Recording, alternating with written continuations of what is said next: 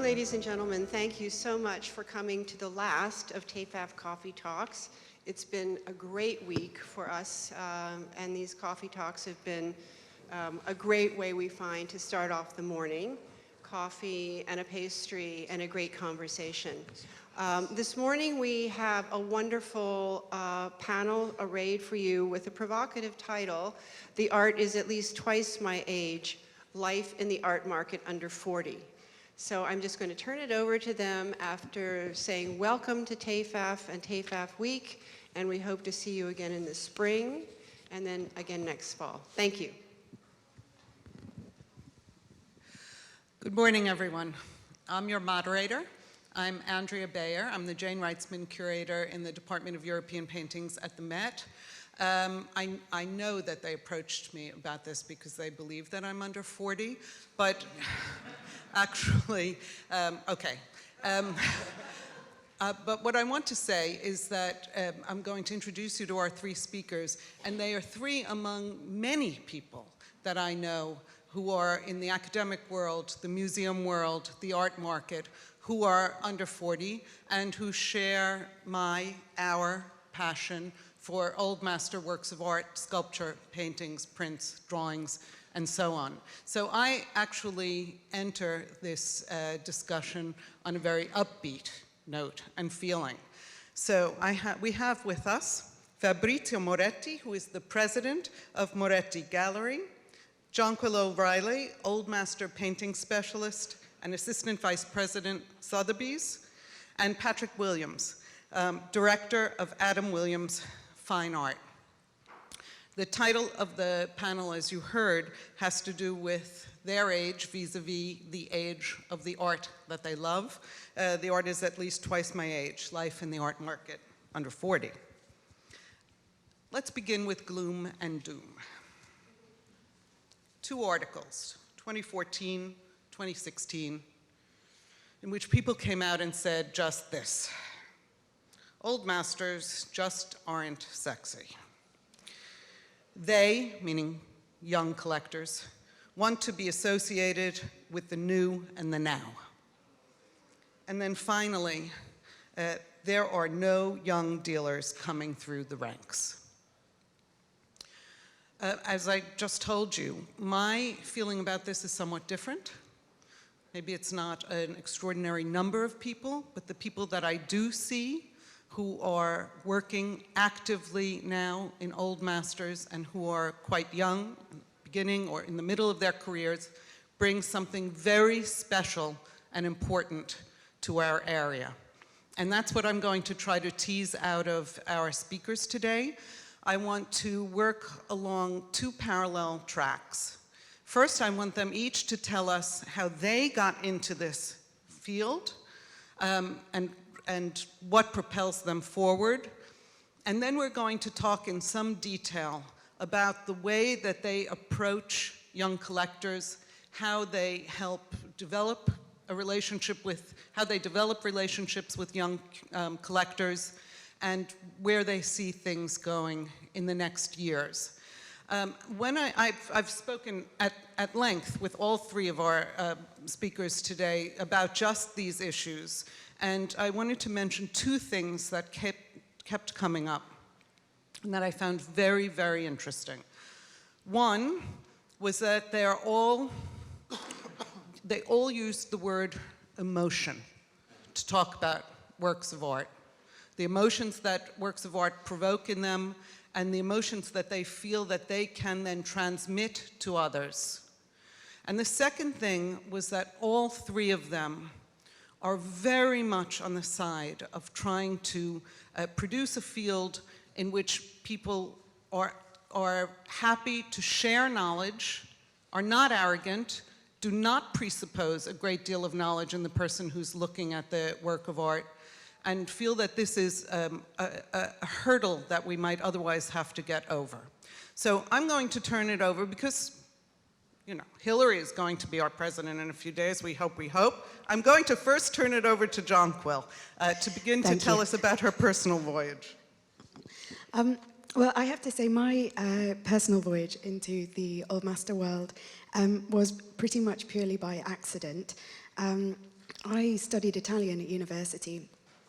And while I loved going to churches and to galleries when I was on my year abroad in Italy, which I was very lucky to have the opportunity to do, it was really only when I took a job that I'd seen advertised in the newspaper as a PA role and it just said, must be fluent in Italian and interest in art preferable. I had no idea that this job was at Sotheby's. I had no idea it was in the Old Master Paintings department. Don't tell my boss. But it was only through working there and seeing the paintings, and in fact it was spending time at first with restorers who would take the time when we were sort of sitting down and accompanying people while they were working on paintings. I would ask them to tell me things and ask them to explain things to me, and then I started reading, and then I completely fell in love with these paintings. So I find it very upsetting when people tell me that my generation aren't interested, because I fell in love with these paintings pretty much of my own accord. So that's how I fell into it, really. And then I was offered a job in New York. I came over here to start cataloguing, and that's how I'm here. So it was, you gave yourself time to look. You developed a sense that observation was very important, and that helped you then understand what made these works of art special. So it was looking, thinking, talking with restorers, and so on. Absolutely, absolutely. Mm-hmm. And also people seeing that you were interested, and despite the fact that you're a lowly administrator or a lowly PA, as I was at the time, it was people taking the time to explain things to me when I had no base of knowledge whatsoever, and to see you're interested, and to give up a bit of their time to talk to you about it. Patrick, I know that you actually, although you come from a family in which people have been looking at art your entire life, you nonetheless also had to come to it on your own and in a very specific way. Could you tell us about that? Well, subconsciously, I think because my grandfather held curatorial and directorial positions at American museums, we grew up with a lot of small things around the house, European sculpture, a lot of African things as well, actually. But then my father was generous enough to take me around Sotheby's and museum exhibitions and Christie's since I was a young guy, sort of 11 or 12. And then I studied art history, and then I worked at Sotheby's for 4 years, where you see hundreds of pictures every day of all varying levels of qualities and origins, and it's training a visual memory, really. And then I left a year ago to work in the gallery world, and you just have to continue sort of going to museums and exhibitions and training yourself. You also had an Italian experience, if I remember correctly. Oh, yes. Well, I was lucky enough to be in Rome this summer, and while this is later in my career, I mean, seeing the Caravaggios at the church in the Piazza del Popolo, I mean, when you're in front of these things, they were painted to make people feel a religious experience in a very realistic way. I mean, they have dirty fingernails. These aren't, sort of, high-class, like, subjects. And the intense light and the way you feel in front of these paintings, you put yourselves in the shoes of what these artists wanted you to feel, and it's powerful. Fabrizio, give us a bit of a European perspective on this. Ladies and gentlemen, good morning, and thank you for this invitation. Actually, I'm nearly 40, so it's the last time. A month from now, he would have had to leave this panel. In 2 months, I will be an old man, and I will be part of the old generation. Actually, I already feel part of the old generation because I started, it's true, because I started when I was 19. My father used to be an art dealer, generic art dealer. They lived in Prato, small city out of Florence. It's got the major masterpiece of Filippo Lippi in the world, and it's got the biggest community of Chinese people of Europe, so we're quite famous. And I've grown with, surrounded by old masters, furniture, works of art, but I was completely not interested. My real passion was horses. I started riding when I was 7 years old, and I dedicate all my young period of my life to do show jumping competition, and a very, very nice father and mother that really helped me to do this because they really want me to, have my dream completed. And then when I was 19, I started for joke the university because I was really, really not clever at school. I was the donkey of my class.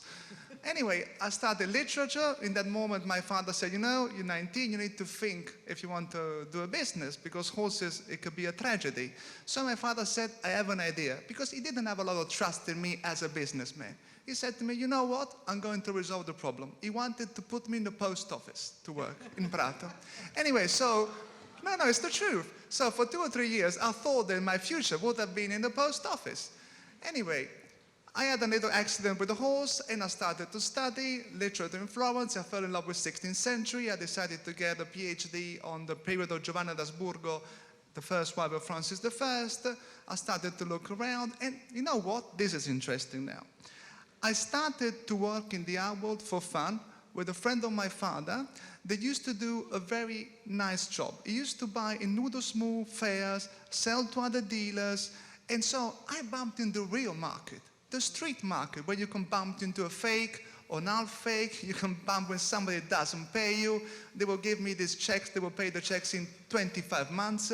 It was like living in Marrakesh. But I can tell you that 2 years teach me more than all the rest of my years in the market. I understood to judge people, understood, to understand if a painting is right or wrong. Like, you know what we say in Italy when you get a painting in your hands? This painting or the sculpture, this painting sing or doesn't sing. So when it doesn't sing, stinks. Exactly, you have a problem. So this for me was the first important lesson. And I grew up, I think, in the most important country in the world for collecting art, Italy. Because you asked me which is the difference. Italians really love art. Sometimes, I was in these little fairs, somebody was coming inside the stand, didn't care who made it, who made the attribution or other condition. Oh, beautiful, I like it. How much? Done deal.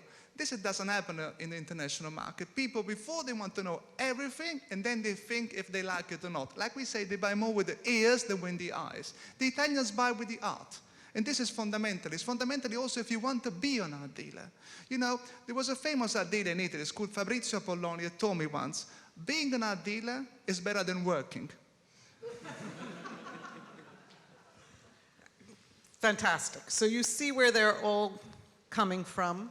And again, I have to go back to this, the point that I made at the beginning, which is that each of them has devoted time, allowed themselves to grow in this area, has accepted as a given fact that this is not a field where you are an expert instantly, but that there is repayment for that kind of study and looking and moving around.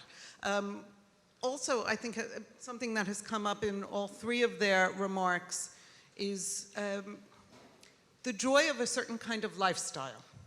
That is that for people who are interested in a whole range of things, food, travel, music, literature, countryside, art can form one very important part of that and can emerge as an area in which you then concentrate.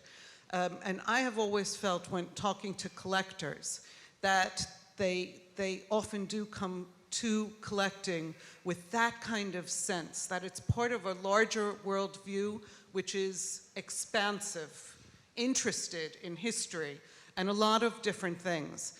And as we turn now to this very thorny question of how you inspire people to put down dollars or pounds or euros on an object that was made a long time ago and that they may not react to as smoothly or as easily as they would react to something that was made last week or 5 years ago. That this expansive worldview plays a big part of it. And this is where this element of being willing to spend time and talk and make people feel the quality of something that they're looking at comes strongly into play? How can they see this as being part of their lives? Patrick, I wanted you to talk about this. You work in you're a director now of a gallery that has a very wide range of objects. I believe you just sold something to an important museum. And you, I think, are there on the ground level with the belief that you have to talk people through what they're seeing and make them see the larger qualities of it. Could you address that? Well, I think there's three ways to sort of get people to respond to this. And the most shallow one is obviously aesthetic. And like you said in that article, they say, well, masters aren't sexy, which is completely silly. Totally untrue. Yeah. But besides from something how it looks, I mean, we are lucky to have to be working with pictures that have a lot of history and that have deep emotional connections through stories, whether they're mythological, religious, whatever. I mean, I think that people respond to the fact that something may have been owned by someone who shaped the political or economic climate of an entire century. I mean, you know, it's something important that you can have in your home. I mean, it's a piece of history. And I mean, if it's just a nude, this is the representation of beauty of an entire culture and era. I mean, there's a lot of ways that you can express to someone that this is something truly important. And I mean, there's something very romantic about collecting as well. But, and emotional, I mean, all these religious pictures, some people get bored by iconography of Christianity, but I mean, you know, it doesn't matter what religion you are. It's all based on the same idea, like of faith and piety and how to behave with other human beings. And I think the lessons can be, there's a lot of, I'm still learning like different themes in paintings after seeing them for a decade over and over again. I mean, there's something very deeply spiritual about learning about this type of thing. I think that you share that feeling. Do you want to pick up on that thread about where these paintings can lead us?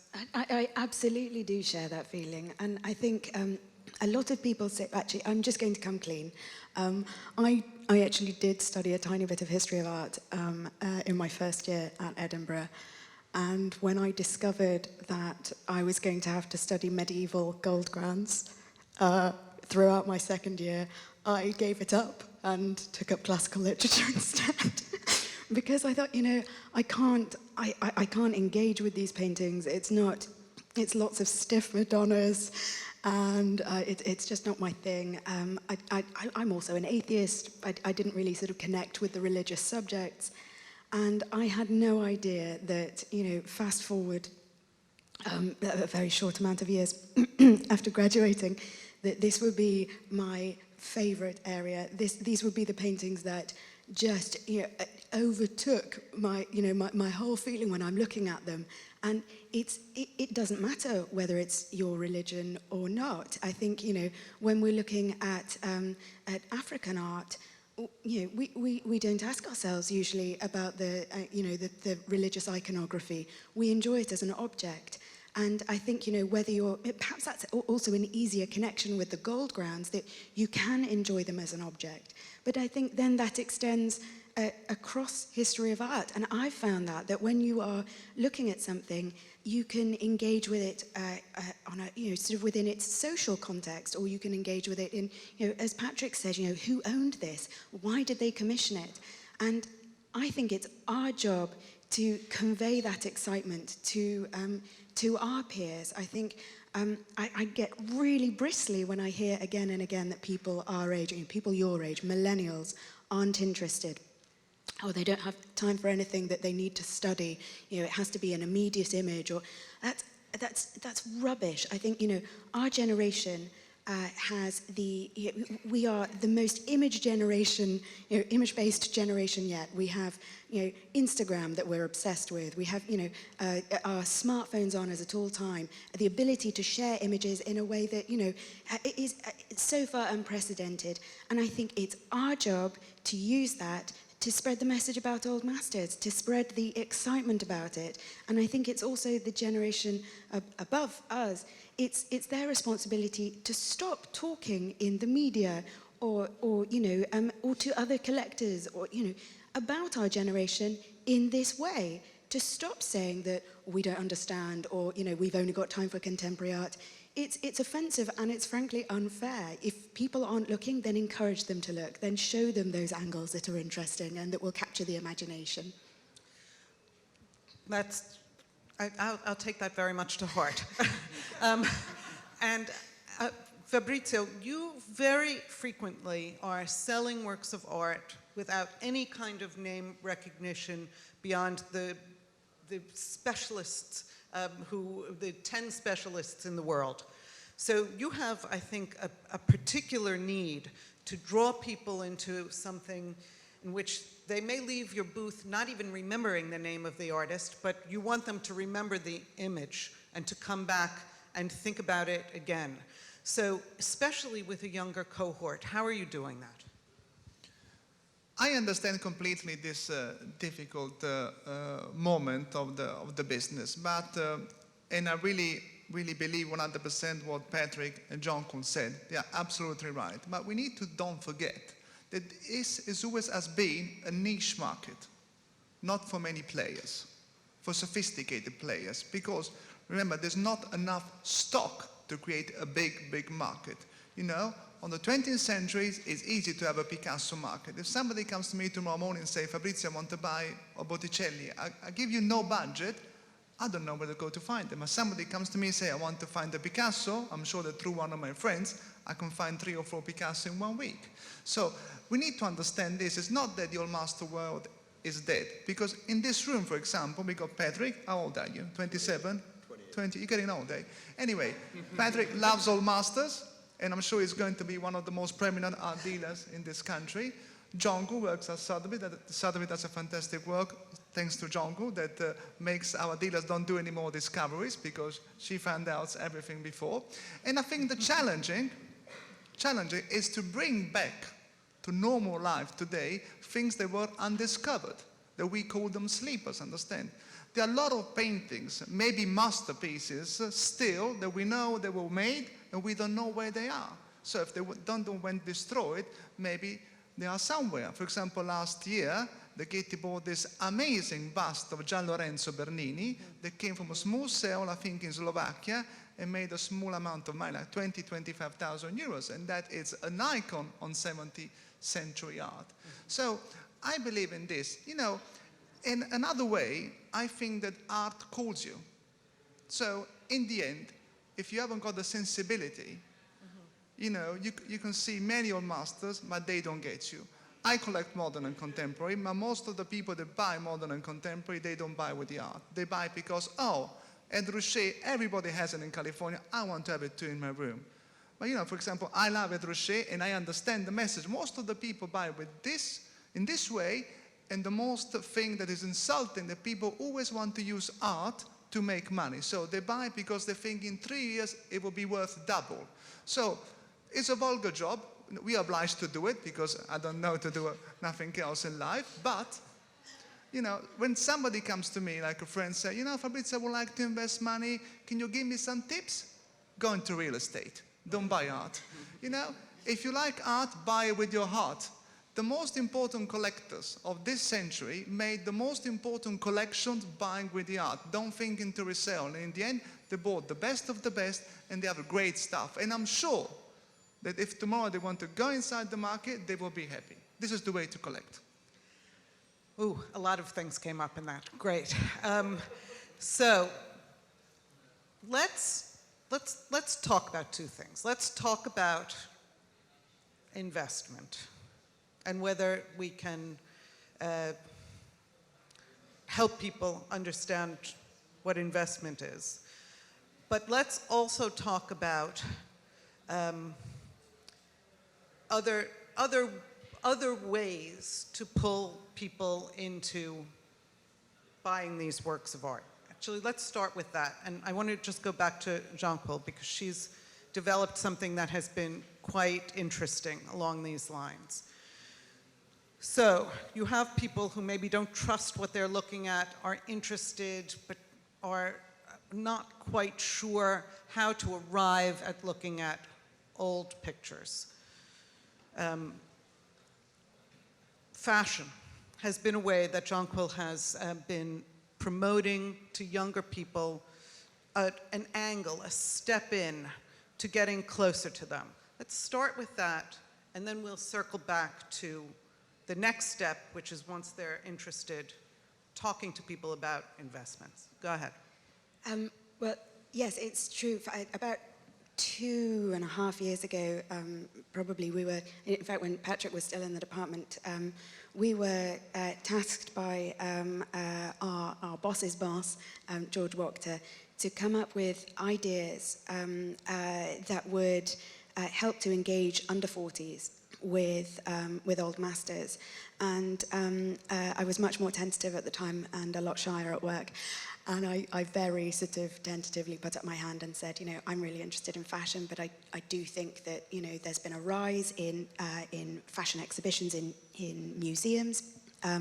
And that's not just, things like the Costume Institute exhibitions, but also exhibitions where they're matching fashion with paintings or with other, other works of art.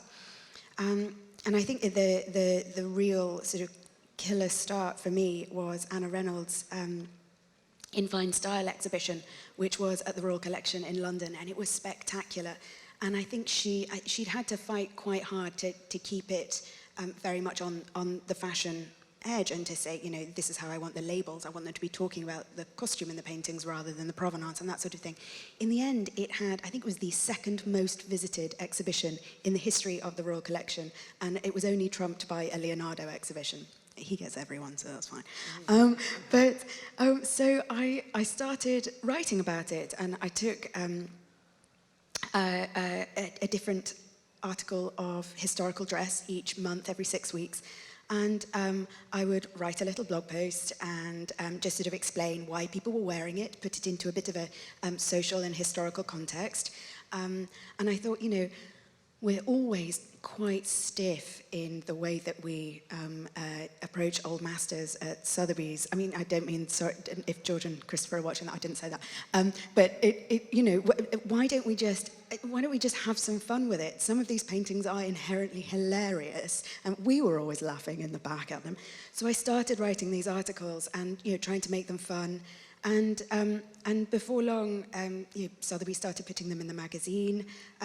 People started asking for lectures on the subject because it's a quick pull in. It's an easy way to engage people with paintings, and it's also if you can explain to somebody when they walk into a room and they see a gallery full of old men in wigs, and it can be a bit tough. If you've told people this is why they're wearing these powdered wigs, in fact they were completely infested with fleas, and these were the different things that this is why they're wearing ruffs, and this is how much starch you needed to press your ruff each day. You've given people keys that they can then apply to paintings themselves. You haven't just told them the story of one painting. You've given them things that they can apply, and now it's it sort of snowballed in a way that I never expected. Harper's Bazaar now syndicate them in the UK, which is absurd to me, but thanks. But who'd have thought you'd have a regular column on old master paintings in a fashion magazine? And that's I think just a way, and it's not just getting young people looking, it's getting sort of just other people looking who perhaps wouldn't normally be interested in old masters. Jonquil's making painting sexy again. Yes. Thanks, Patrick. Exactly. So the other tactic, of course, is something that has been brought up already, which is that one can talk to young collectors about the fact that it doesn't have to be an either-or situation, that modern and contemporary work can and should hang alongside old masterworks, that some collectors are very able to see these two things coming together. Probably a lot of you saw the exhibition of Tom and Janine Hill's bronzes, Renaissance and Baroque bronzes at the Frick, with some of their contemporary paintings hanging alongside. That's the way they see them, that's the way they have them in their home. And Fabrizio has spoken about this. Patrick, do you think that this is a fruitful avenue for talking to younger people? Absolutely, and I mean, I think it's important to have things side by side. It gives a lot more context to a collection, And a lot of people base their collections on an idea. I mean, whether it's love, immortality, or thing like that. I think a collection is only great in that way if it does have a conversation with how this idea and how we interpret this idea goes over centuries. But I mean, they do look fantastic together as well. I mean, you know, you have early Flemish things are so colorful with something minimalist. I think it looks fantastic. I mean, one of my favorite things, as you said, was Renaissance bronzes and modern minimalist things that are very light colored. I mean, it looks fantastic. But it's important for people to mix and not be so, you know, stuffy about creating a theme like that. I think it goes to what Fabrizio was saying. If you're buying from your heart, and if you're approaching art in that way, then it can completely cross categories. It doesn't need to stay in the Renaissance or stay within old master paintings, or it can span, and as long as it has that coherent thread, then Well, as he said, with his heart instead of his eyes. exactly, Right? His eyes, exactly. yeah. So, investments. One of the things that strikes me about the old master field, which is of course a field in which there have always been enormous ups and downs of what's in itself, of what's in, what's out, what's hot, what's not hot. Baroque painting being perhaps the best example of that, something that went profoundly out of style and then slowly but surely became something that was desirable and that people wanted to buy again. But if you take that a step further, and you can talk to young collectors, about buying things that appear to be out of style, out of sync, but that will make their collection very individual because of that. That they're not the lemmings that are following the crowd, that they are in fact embarked on something that would be a more personal voyage, and that in the end, over the long period, will hold its value. Do you think that that's a fair assessment, Fabrizio?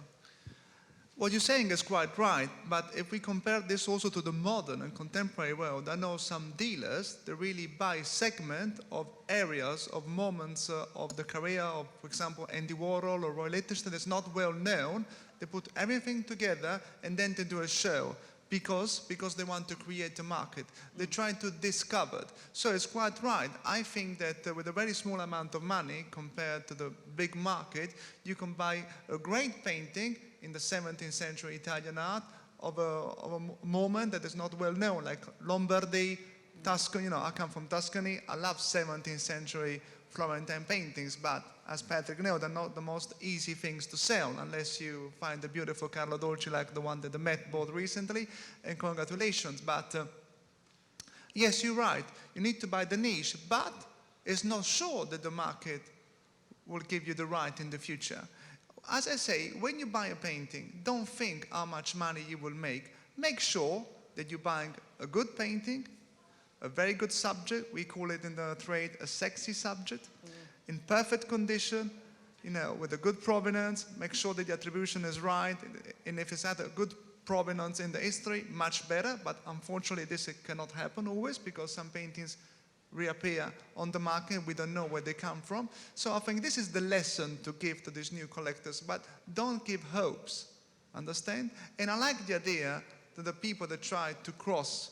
Outside the Modern Art Gallery in Turin, there is a beautiful sign. Art, it's always been contemporary. Anyone else have anything they want to say about that, of helping collectors feel excited about swimming against the grain, against the current a bit?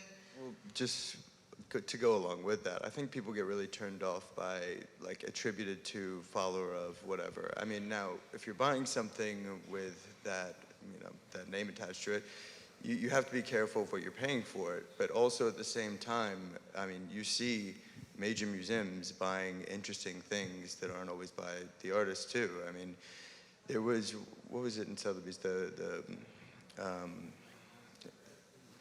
a nude in January that was fantastic. It didn't have a name attached to it, and it made a huge price. Yeah. Yes. I mean, yeah. It's just, it's the image, It has to be, you're going to live with it. I think in terms of swimming against the grain, in a way, sometimes I sort of also think about fashion. Sorry to bring it back to that again, but you know, the number of people who will always follow what everyone else is wearing, and people will sometimes really like something that's different, but they'll classically say, "Oh, well, I couldn't get away with it."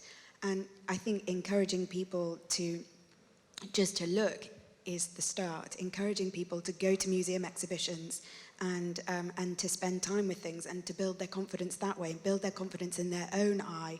I think that's probably the key, to educating in a way that's not dumbing down, but is accessible. I think that's the first hurdle, and then get people to collect. In America, we're so lucky to have great museums, important exhibition. The Valentine show at the Met has 5 pictures from the Louvre, 6 pictures from the Louvre. They're like the best works he ever painted. I mean, we're very lucky to have tools to do this here, especially in New York City. So in the curatorial ranks, we're always thinking about this, the balance between not dumbing down and yet being accessible, getting people to think about something new, but making sure that they're not either put off by it or feel that it's not for them. It's not for them, right? So in the next couple of years, how are you going to try to reach this kind of balance in your own work? Despite all the negative, silly press, like day to day, like I only see good things. There are tons of young people coming to this fair. There are tons of young people at Sotheby's exhibitions, at every venue that you can see old master paintings at. Okay, they're not necessarily all buying, but the point is they're trying to learn something, they're engaging with the art, and they appreciate it. And you know, it's up to us in the museum, gallery, auction house world to you know, nurture that. I think so, and I think it's also up to the generation above us to help our generation come up through the ranks. That's, you know, something that you did say about a lack of young dealers in our field. I don't think that is, you know, completely true. I think, you know, there are people, but I do think that some of us have to, you know, fight for the education, and not everyone is generous with their knowledge. Andrea has been incredibly kind to me, and so have a lot of curators at both at the Met and at at museums across the world. But it's people being generous with their knowledge and teaching the next generation, whether that's dealers teaching the young people who are working with them, or whether that's auction houses, nurturing people who, you know, might have come up, you know, starting on the administrative side, but have clung in there because they are interested. It's giving those people the opportunity and continuing to increase their knowledge, because those are the people who will be selling the next generation of art, or selling, you know, sort of the next exhibitions. Fabrizio? I perfectly agree with both of them. You know, it's and as I said at the beginning, it's a niche market, and people reach the old masters, you know, not straight away. It's difficult. I never found a collector 35 years old or my age, nearly 40, maybe once. You know, but this is the exception that makes the rule. So I think it's very important, you know, that in a country like America, that in the end is a very big buyer. You've got museums, you've got trustee, that the museum becomes, in a way, the advisor for the new collector. New collector goes to the institution and asks for the advice. And at the same time, and this is very important, he becomes maybe a member of the museum. So maybe if he doesn't buy for himself, he starts to give some money. In America, you got a very intelligent system of this fiscalization that really brings a lot to the art world, and I think all the trade should be very grateful for this, that we haven't got in many countries, especially in Italy, that recently they're trying to do it, but unfortunately it's not working. I think it's so intelligent. Remember, Mr. Kress, that anyway, built the biggest collection of Italian old masters in America, started to collect not for passion, because he understood that through art he could have a fiscal benefit. Afterwards, he fell in love with art, and then he became what he was, and I think that all the American museums should be very, very grateful, especially the National Gallery in Washington, because it's unbelievable what this man, through a very famous Italian dealer from Florence, that is my neighbor in the country, believe it or not, Contini Bonacossi. So every morning I wake up and I see his villa, so I say it will be impossible. It will be impossible to do what he did anyway, but it's a challenge every day. So this is quite something, that through your system, you can create collectors. You can make a donkey become a horse. And indeed, we're all working on this together. There's absolutely no doubt about that. At the Met, of course, we have an organization like the Apollo Circle for younger members who can contribute a certain amount of money every year, and we're very keen to take them throughout the museum, show them all the different areas that they might get interested in there. Also have fun evenings out of it. Fun is a word that actually should come up more. Yes. Yes. And I think that indeed a fair like this, in which a real effort has been made to talk about these things, to bring them out in the open, to strategize about the future is very, very important. So we are all in this together. I'm going to open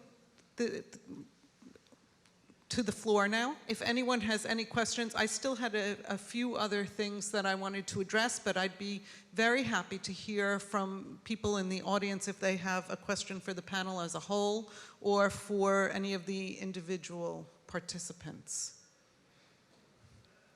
This is not a question, but I was in the library. Wait, let me get up and pass this around. Wait, they're going. Oh, you have one there? Okay, great. I was in the library. No, the other way The other around. end. I'm not very good at public speaking. I was in the Met at the library, and there was a young man in his early 20s sitting, and suddenly he got so frustrated, he banged his hand on the table. He was getting so excited. And I looked at him. He said, "Why is this blank canvas over $1 million?" And he went berserk. So I thought that was pretty encouraging. There's life in the old dog yet, I think.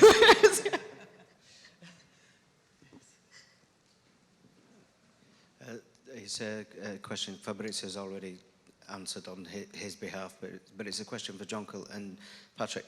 Patrick, how many of your friends at your age, and I'm sure you've got a lot of friends in Manhattan, have actually jumped into the Old Master world and bought something, whatever level?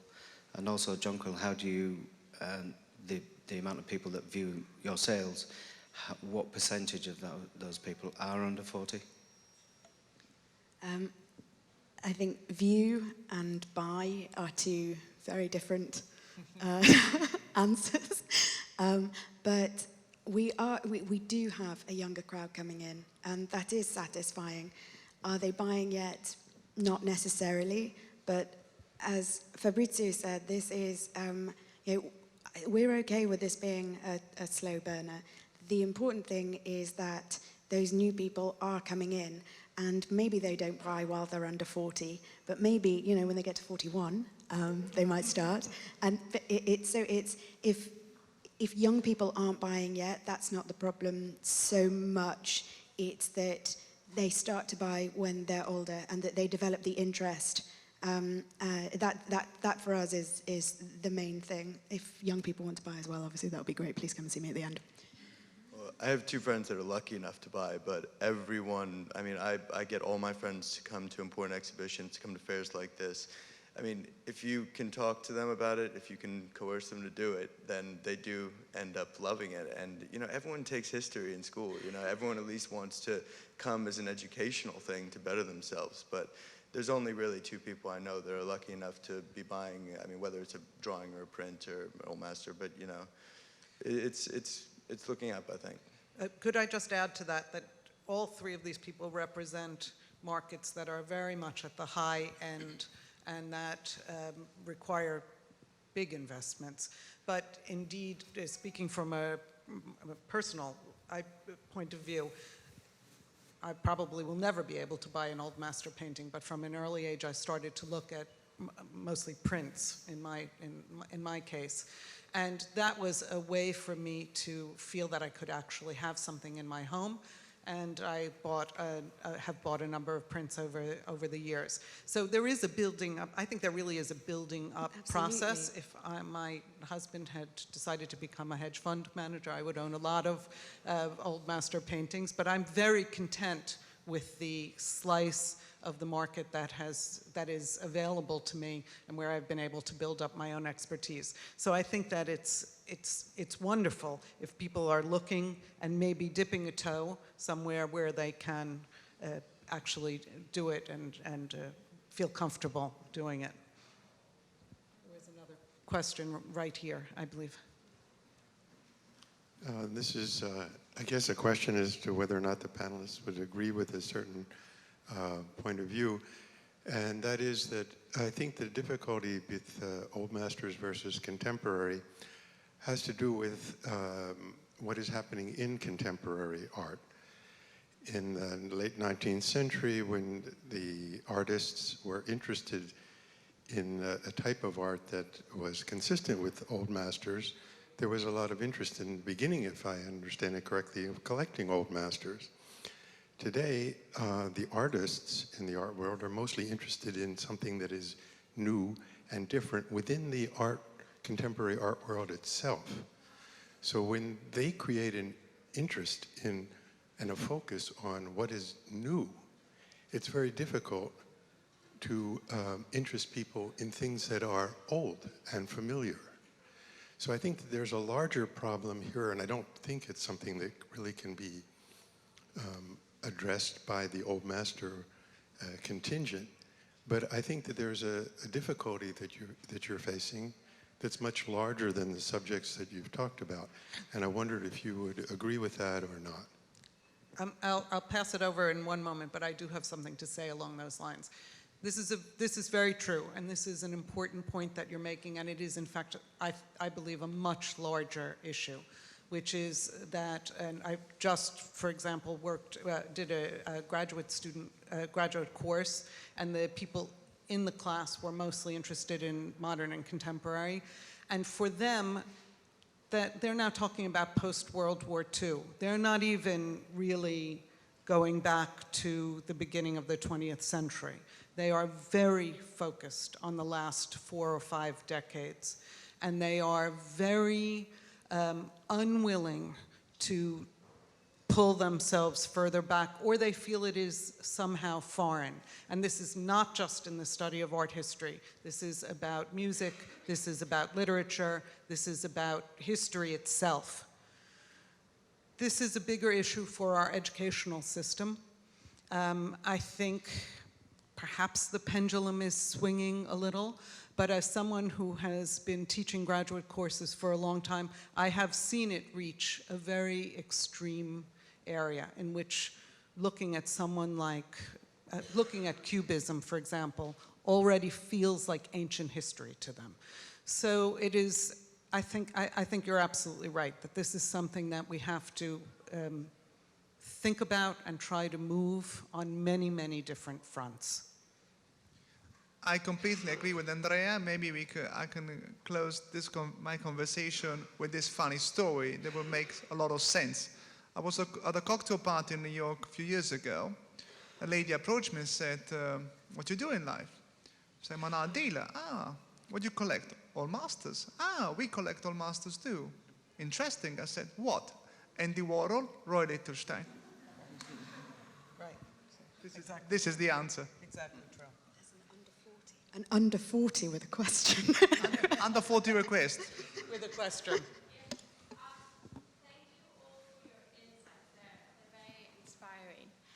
Building on the last question, with sort of the new prevalence of digital, do you see this more as an opportunity or a threat to engage the under 40s in old masters? Patrick, the digital world. Opportunity or more threat? accessible. I mean, you don't need to go to Europe to see an entire the best pictures of an artist's collection. I mean, you have the Frick in New York, which is a library that pretty much anyone can access. You can see an entire artist's body of work in one place. I think it's extremely helpful, and especially for dealers who are constantly looking for things in auctions across the world. I mean, it creates more competition, but it's amazing. I mean, you can buy something from halfway across the world if you feel confident enough. I think that's true, and I think being able to spread the message and the enthusiasm about Old Masters via digital images is fantastic. For scholarship as well, it's been invaluable. However, I think the thing that we mustn't forget to always encourage people to do is go and look at these things in person, because if you can go to museums and look at these paintings and understand the surface, understand exactly the impact of its size, for example, and better than that, if you have the opportunity, and I realize that it is a bit harder to do here in the States, but people on YouTube, you can do it in Europe, is going to churches and stately homes and seeing the impact of these works in situ, understanding how, the little fragments of gold grounds, for example, that we see in these fragmentary forms all the time in museums were actually a tiny part of a huge complex that was meant to just completely overwhelm a viewer in the church sort of context. Or just the way a portrait looks when it's hanging on a wall, not necessarily at eye level, which none of the pictures in the Met are for me, but how they do bear down on you, how they do intimidate you and fill you with awe. There's no replacement for that when you're looking at something on screen. So it's a double-edged, I agree with Jonquil. The digital helps a lot. In 1 second you can send an image on the other part of the world. But in a way, digital rapes a little bit the works of art, because in the end, the best thing is to see the works of art, and I think that the best training for a young art historian or young dealer is to spend a lot of time with the restorer, to see a painting stripped, to understand the real texture of the painting, to recognize the beautiful thing that is the mystery of the past. I think we have time for one more quick question, if there is one out there. Yes. Do you think our educational system has neglected the arts and the inquiry? I'm questioning the educational system, both public and private. Are we really doing enough to take children to the museums and have the kind of discussions that you're having here? I think it's very sad that we have emphasized so much a test score to get into a college or university, and it's always English or math and never the arts. I think probably everyone on this panel agrees that STEM should become STEAM, with the addition of the arts at its center. How to achieve that, given financial constraints, the time, the requirement to test, and financial constraints placed on public schools and so on. It's more difficult to say how you get there. I certainly work at an institution that takes that task very, very seriously and believes in starting with children as early as possible and then bringing them all the way up K through 12. But it is difficult to keep the study of the arts in curricula that are pressured by other things. I think in the UK, we've just seen that they are, scrapping art history from the curriculum at A level, which is the level of examination that you take in order to get into university. And that's a tragedy. As somebody who now looks back and didn't study it, that's an absolute tragedy, because to have the subject available for people who are interested is essential. And I think to scrap that or to create the idea that it's not useful is wrong.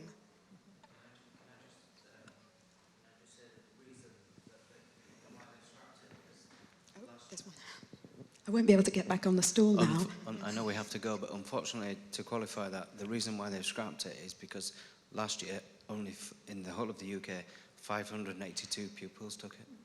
So it's a much bigger problem than everybody than just taking it away. So we need to push and push and push. Thank you so much. You've been a great audience. Thank you to our speakers, and enjoy the fair. And thank you to Andrea, fantastic moderator. Bravissima.